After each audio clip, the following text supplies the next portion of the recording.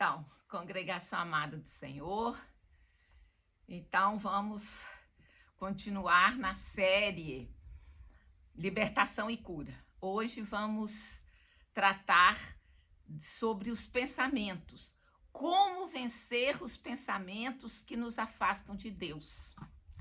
Então, a gente viu que a libertação, você tem que permanecer nela e há uma batalha que continua acontecendo. E essa batalha, ela acontece dentro da gente, não é ao redor. Então, desculpa, a gente sabe que Satanás, né, o chifrudo, o inimigo das nossas almas, ele gosta de lançar pensamentos para nos afastar da presença de Deus, para a gente se sentir indigno, para a gente achar que, não, com esses pensamentos Deus não vai me querer. Mas sabemos que o Espírito Santo nos conduz à verdade. Então a pergunta é: quem está guardando a porta da sua mente? Vou pedir para assistir o vídeo até o fim, né? E porque a gente vai ver que o plano de Deus é muito maior do que a gente imagina. E compartilhe, assine o canal. E quem sabe alguém possa precisar de ouvir essas palavras.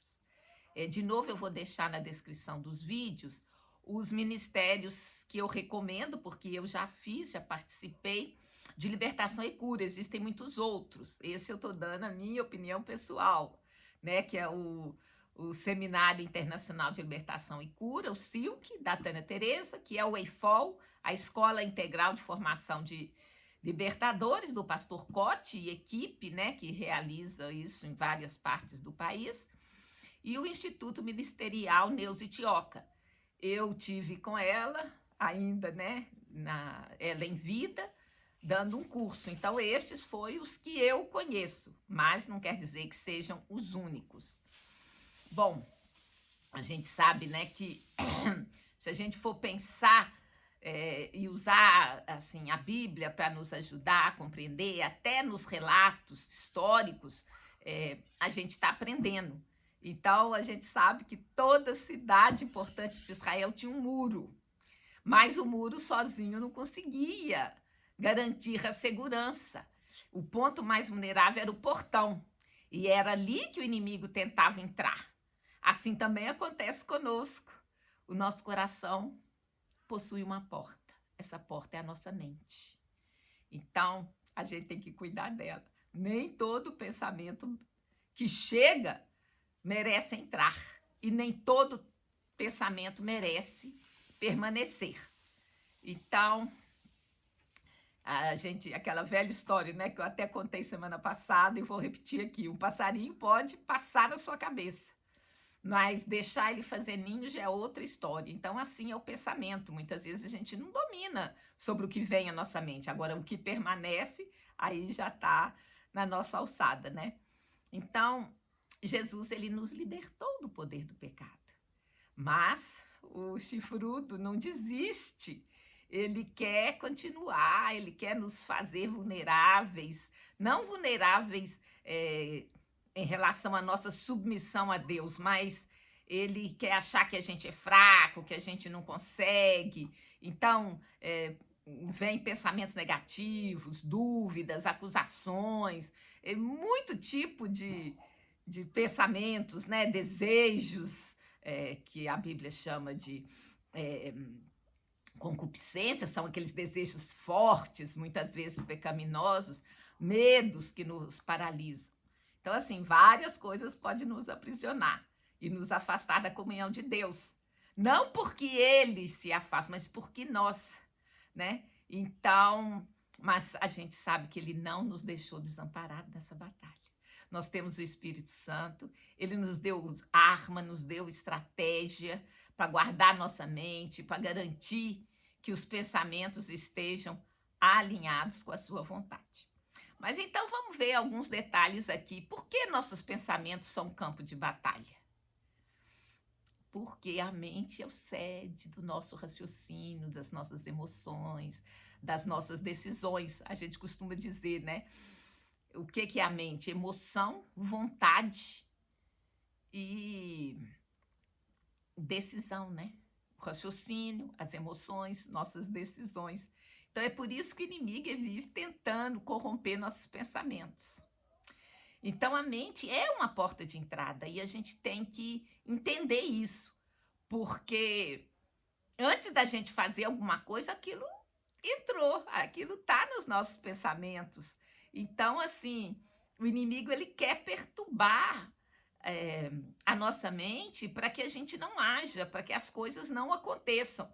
Então, ele quer influenciar o que a gente faz.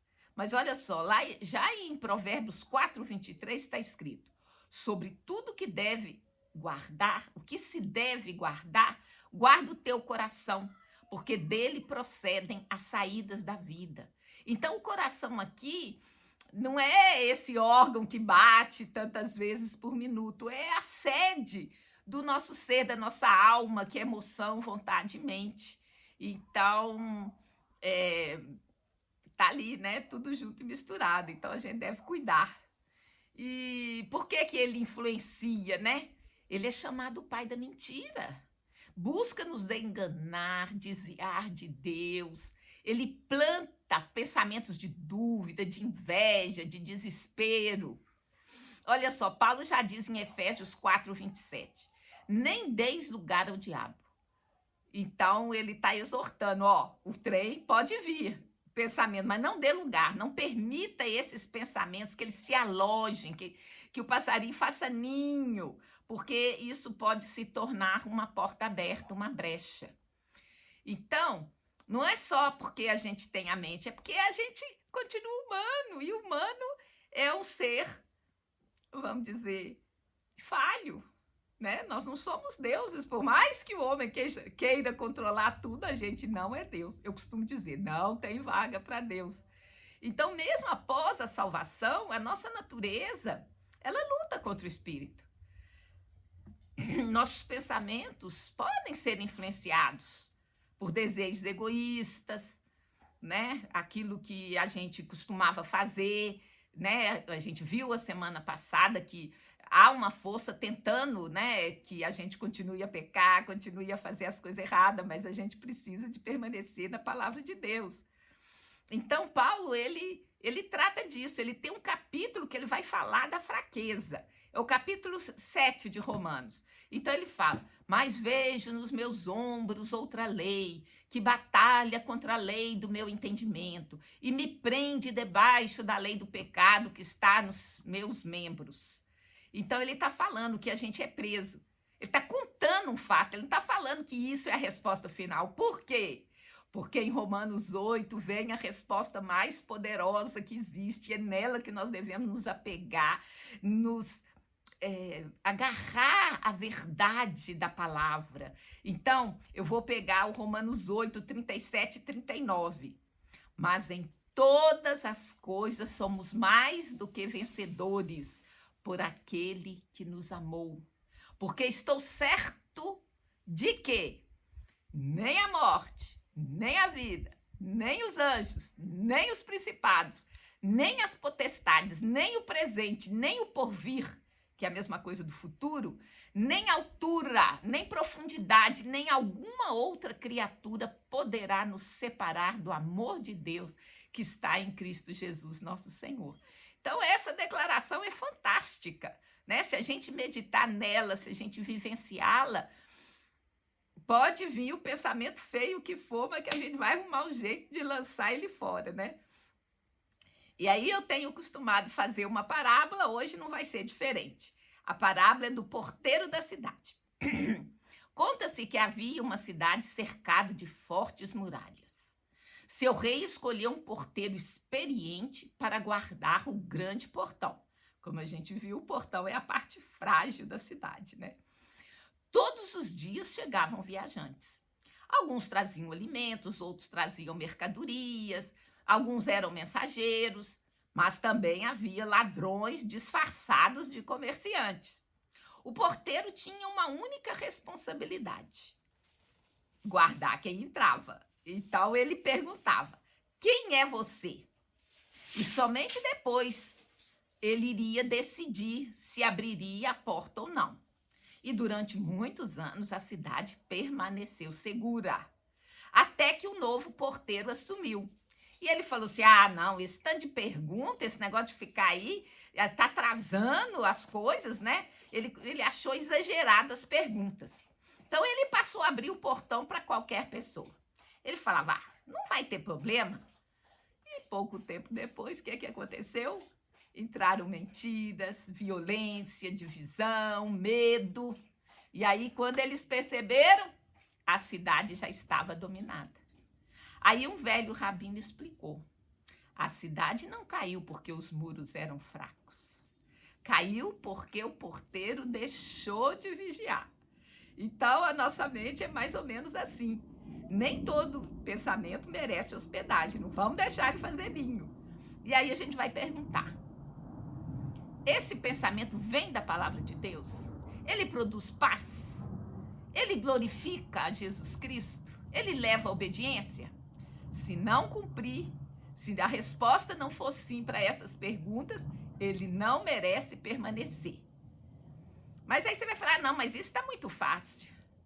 Aí só a gente pensar? Não, não é tão simples assim. Você tem que vigiar. E aqui a gente vai ver como é que esses pensamentos podem nos escravizar. Por que a gente está falando disso e por que isso pode ser um laço? Porque os pensamentos não guardados, eles podem se tornar grilhões que nos prendem e nos afastam de Deus. Pensamentos de dúvida e incredulidade. Eu vou começar com esse. Porque, assim, não é difícil a gente ser incrédulo. Assim, a gente pode dizer: não, eu creio em Deus, eu estou com Ele, eu estou firme, mas duvidar da bondade de Deus, do seu poder, da sua palavra, não é incomum na nossa vida. Então, o autor de Hebreus vai falar no verso 12 do capítulo 3, ele diz assim: vede, irmãos, que nunca haja em vós um coração mau e descrédulo, ou incrédulo, para se afastar do Deus vivo. Mas, em outra parte, a Bíblia conta uma história que eu achei, assim, fantástica. Eu acabei de ler no livro do Daniel Kolenda, aquele que substituiu o Reinhard Bonk no Cristo para Todas as Nações, o livro A Chave para os Milagres, que é a fé e a oração. E aí ele ressalta, não sei se vocês lembram, o caso que Pedro foi preso. Ele estava com cadeias nos braços e nas pernas. Ele tinha soldados, assim, ligados a ele. Ele estava dentro de uma cela e a prisão tinha um portal de ferro que todos achavam intransponíveis. Mas aí a igreja estava orando por Pedro. E aí o que acontece? Um anjo aparece, solta os grilhões das mãos, dos pés, os guardas ficam cegos, não correm atrás dele, a porta da cela se abre, o portão da cadeia se abre e Pedro está na rua, está livre de coisas assim, é extraordinário o milagre que aconteceu. E ele ficou até meio assim: ai, não sei se isso é verdade, se é mentira. Aí, quando o anjo foi embora, ele falou: não, é verdade. E ele foi para onde? Ele foi para a igreja, que estava orando por ele. Aí ele bate lá no portão. O que acontece? Rode, uma menina ou adolescente, a gente não sabe bem certo, ouviu a voz de Pedro e, em vez de abrir a porta, saiu correndo lá para dentro para avisar todos que estavam orando. E Pedro lá fora esperando. A gente não sabe quanto tempo ele ficou esperando. A Bíblia não fala. Mas ele ficou esperando. E lá dentro, o que estava acontecendo? A igreja estava reunida para orar. E estava orando. Aí a menina falou: não, Pedro está lá fora. O que eles responderam? Que isso, menina? Isso deve ser o anjo dele. Você está doida? Pedro está lá preso. Então, Olha só, as pessoas estavam reunidas orando para a libertação dele e não abriram a porta para ele, que foi, assim, extraordinariamente liberto. Mas o quê? O portão da casa ficou fechado, porque eles não creram. Eles estavam orando, mas não creram que Deus podia fazer. E isso não é tão difícil de acontecer. Por isso a gente tem que vigiar. Por isso o pensamento de dúvida, incredulidade, ele pode fazer muito estrago. Então, assim, essa passagem também fala que o milagre extraordinário precisou da porta aberta, que a menina abrisse a porta do portão para que Pedro entrasse e compartilhasse a vitória e continuasse fazendo milagres e maravilhas. Então, assim, o sobrenatural de Deus e a imanência, o sobrenatural, a onipotência de Deus e Deus presente anda junto. Então, quer dizer, Deus fez algo extraordinário, mas a porta continuava fechada lá até que a menina convencesse aqueles que estavam orando de que era verdade. Então, assim, essa incredulidade, mesmo orando, às vezes a pessoa não crê. É isso que a Bíblia relata. Então, por isso que a gente tem que ter cuidado e pedir a Deus que aumente a nossa fé, que tire de nós toda a incredulidade. Outra coisa que pode nos escravizar é o medo e a ansiedade, porque o medo normalmente nos paralisa, nos impede de viver plenamente. E a ansiedade rouba a nossa paz, a nossa confiança. Em Filipenses 4, 6 e 7, Paulo fala: não estejais inquietos por coisa alguma, antes sejam as vossas petições conhecidas diante de Deus em tudo, pela oração, súplica, com ações de graça, e a paz de Deus, que excede todo entendimento, guardará os vossos corações e os vossos pensamentos em Cristo Jesus. Então, há uma promessa de que Deus vai guardar. A gente tem que se expor diante dele. Ele não está falando que você não pode ficar ansioso, que você não pode ficar com medo. Ele está dizendo que tem saída para isso, que você não vai ficar inquieto, que você vai apresentar diante de Deus todos os seus medos, as suas dúvidas, e vai suplicar a Deus. Deus livra, porque a paz dele, ela guardará o nosso coração e os nossos pensamentos. Então, isso é explícito.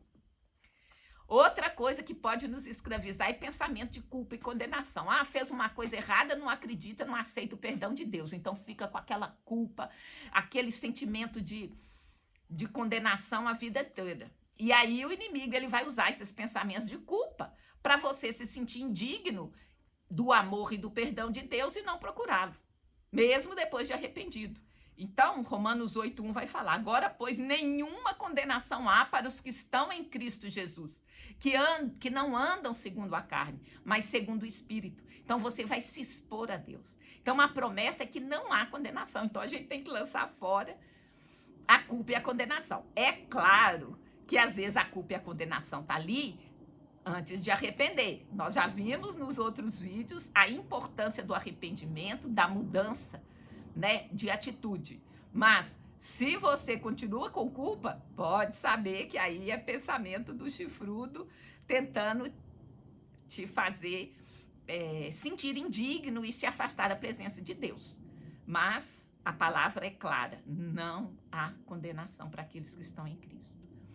E pensamentos de impureza, de luxúria, ainda mais hoje, com tanta mídia bombardeando, Então, a imaginação sexual impura, mesmo que ela não traduziu em atos, ela pode contaminar e nos afastar do coração puro. Então, assim, é uma área meio delicada, mas a gente tem que enfrentar e tem que tocar nela. Porque, infelizmente, os números das pesquisas, sobre essa área, até a igreja tem sido atingida, Mas em Mateus 5:28 diz: eu, porém, vos digo que qualquer que olha para uma mulher com intenção de cobiça, já em seu coração cometeu adultério com ela. Então, a gente tem que vigiar, tem que buscar por outras coisas, né? A gente sabe como que a mente funciona, mente vazia, né? Já dizia um ditado antigo, é a oficina do diabo, então você tem que se ocupar. Ocupar com o quê? Com a palavra de Deus, né? Também outro pensamento que pode nos escravizar é rancor e amargura.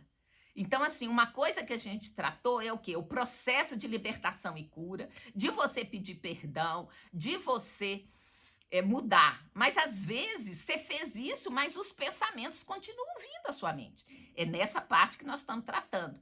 Como que os pensamentos podem manchar a nossa vitória ou impedir a vitória que se manifeste. Deus já conquistou tudo, Jesus já conquistou, mas você ali pode ficar meio perdido nesses pensamentos. Então, se você continua guardando mágoa, ressentimento, fica preso ao passado, aí sua capacidade de amar e de perdoar é prejudicada. E isso não funciona, não dá certo.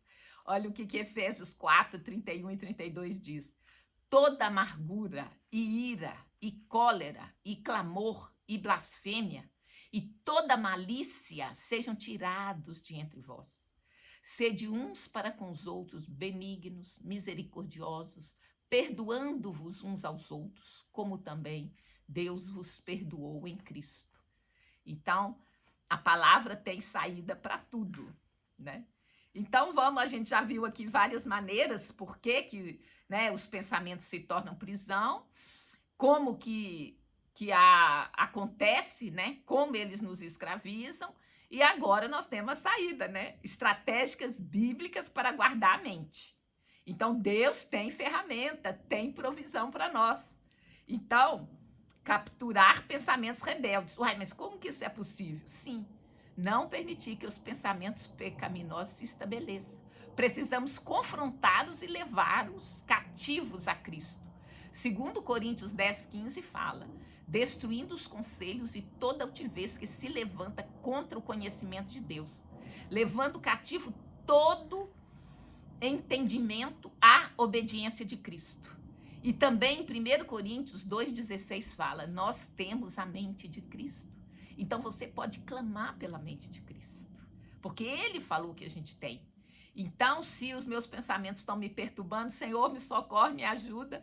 Eu sei que eu tenho a mente de Cristo, eu não vou aceitar esses pensamentos, eu repreendo esses pensamentos, eu levo cativo a mente de Cristo. Então, eu tenho como, né, repreender esses pensamentos rebeldes. Eu preciso também direcionar a mente para aquilo que é bom, aquilo que é verdadeiro, aquilo que glorifica a Deus. Se eu ficar enchendo de porcaria, vai sair porcaria, me desculpem. Em Filipenses 4:8 está explícito, quanto ao mais, irmãos, tudo que é verdadeiro, tudo que é honesto, tudo que é justo, tudo que é puro, tudo que é amável, tudo que é de boa fama, se há alguma virtude, se há algum louvor, nisso pensai. Então é explícito. Você não pode ficar o dia inteiro vendo televisão, só violência, só ruindade, só impureza e tudo, e depois fazer 5 minutos de oração e achar que está tudo bem. Paulo já falou, porque isso é a realidade, é por sermos seres humanos, sermos frágeis nessa área. Então, lá já tinha esse problema e Paulo já aconselhou. Olha, tudo que é verdadeiro, que é honesto, que é justo. E se for verdadeiro, mas não é amável, eu também não vou fazer, não vou pensar, não vou praticar essas coisas, né? Então, há solução para tudo. Então, eu vou usar a palavra como escudo e espada. Porque a palavra nos fortalece, ela ilumina, ela nos defende contra as mentiras do diabo. Nós já vimos a semana passada, eu também trouxe esse versículo, Salmo 119:11, que fala, escondi a tua palavra no meu coração para eu não pecar contra ti. Então isso é prática, é diário. Em Efésios 6:17, grande parte do capítulo 6 está falando da armadura de Deus, e aqui o capacete da salvação e a espada espada do Espírito, que é a palavra de Deus. Então, ela vai entrar e vai sair. Aqui a espada é você já entrou a palavra e certas situações você vai confrontar com a própria palavra. Outra coisa é necessário a gente orar. Oração e palavra. Esse daí tem que andar junto. Então, em 1 Tessalonicenses 5:17 está escrito orai sem cessar. Como que é possível isso? A oração em línguas, você pode fazer, tá fazendo trabalhos manuais, tá na casa, lavando, cozinhando e tudo, e você pode estar orando em língua. Eu creio que esse sem cessar que ele fala é essa oração em línguas. De outra maneira, você vai orar com sua consciência, então você precisa de alguma concentração, mas a oração em línguas, você pode orar juntamente com outros afazeres. E eu preciso de renovar a mente através da transformação. E a transformação vem como? Volta pela palavra, pelo Espírito de Deus. Olha, em Romanos 12:2 está escrito: não vos conformeis com este século, mas transformai-vos pela renovação da vossa mente, para que experimenteis qual seja a boa, agradável e perfeita vontade de Deus. Então, assim, você não pode aceitar, você não pode conformar com este século, mas você tem que transformar. Como que transforma? Você vai entrando os pensamentos de verdade que contrapõem a mentira do diabo. E aí aquilo vai germinando dentro de você, você vai meditando aquilo e você vai se transformar. Então, assim, o chamado é ação. Os pensamentos, eles ficam lá, trabalhando, mas você precisa agir para que eles não te aprisionem. Então, é uma batalha, a gente costuma, eu já falei, é uma batalha, mas a vitória já foi preparada. Então, você precisa conscientizar dos seus pensamentos, prestar atenção, identificar os padrões que nos afastam de Deus. Tudo que é contrário ao que está escrito na palavra não é bom. O que está, assim, a palavra é uma narrativa. Claro que lá você vai encontrar tudo o que acontece, mas há as passagens explícitas para dizer o que devemos fazer, o que não devemos. Então, você vai escutar a história. O relato da Bíblia, quando está contando uma história, ele conta, ele aí não faz juízo de valor. Você, que ao estudar a palavra, vai chegar à conclusão, por tudo aquilo, que os profetas, os apóstolos, os discípulos disseram, o que você deve fazer e o que não deve. Então, levar cativos pensamentos rebeldes. Você conscientiza, tem pensamento ruim aqui. Então, eu vou repreender em nome de Jesus e substituir por um pensamento bíblico, um pensamento de verdade. E para que eu possa substituir, eu tenho que me alimentar da palavra. Então, eu preciso de dedicar tempo à leitura e meditação da palavra. Eu preciso do Espírito Santo me ajudar para eu ter discernimento e ter força para guardar minha mente, para direcionar os meus pensamentos.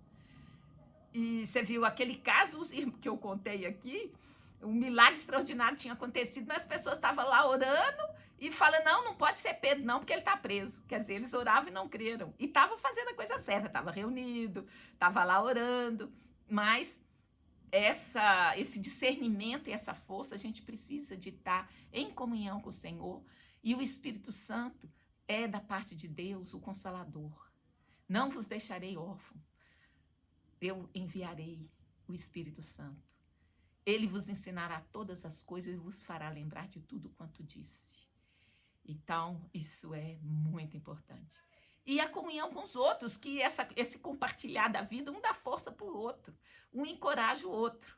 Então, resumindo, você não está sozinho. Deus está ao seu lado. Jesus Cristo morreu no seu lugar. Ele não tinha nenhuma falha, nenhum defeito, nenhum dolo. Então, ele morreu para que a gente tivesse vida. Ele conquistou essa liberdade para nós. Então, nós vamos levar os nossos pensamentos cativos ao Senhor Jesus. E o versículo-chave é 2 Coríntios 10, de 3 a 5. Na verdade, eu escolhi mais de um, Porque andando na carne, não militamos segundo a carne. Porque as armas da nossa milícia não são carnais, mas sim poderosas em Deus para a destruição das fortalezas, destruindo argumentos e toda altivez que se levanta contra o conhecimento de Deus, levando cativo todo entendimento à obediência de Cristo. E aqueles, 1 Coríntios 2,16 que eu falei, mas o que é espiritual discerne bem tudo, e ele de ninguém é discernido. Porque quem conheceu a mente do Senhor, para que possa instruí-lo? Mas nós temos a mente de Cristo. Então, assim, vencer os pensamentos que nos afastam de Deus é uma jornada. Mas a gente não está sozinho. O Senhor nos deu a arma, deu a palavra, deu o poder do Espírito Santo, nos deu a oração.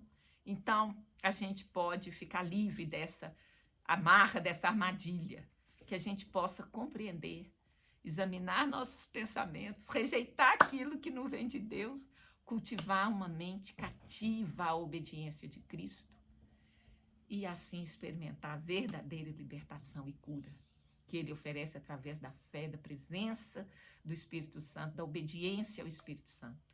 Então, assim, nós podemos experimentar isso. Então, no nome santo de Jesus, eu oro, Senhor, para que cada um que chegou até aqui receba a direção direto do Teu trono da graça, Senhor, e que o Senhor ensine, mostre a cada um, e cada um de nós possa se arrepender, né, de tudo que tem feito de errado e voltar para Ti, crendo no Teu amor, confiando, Senhor, no Teu amor, confiando na Tua provisão, confiando que nós temos a mente de Cristo, então o Senhor já providenciou tudo para a gente vencer esses pensamentos que nos afastam de Deus. No nome santo de Jesus, sejam todos abençoados, tenham uma boa semana na luz e na graça de nosso amado Senhor Jesus Cristo, o Messias de Israel. Beijo no coração e até a próxima.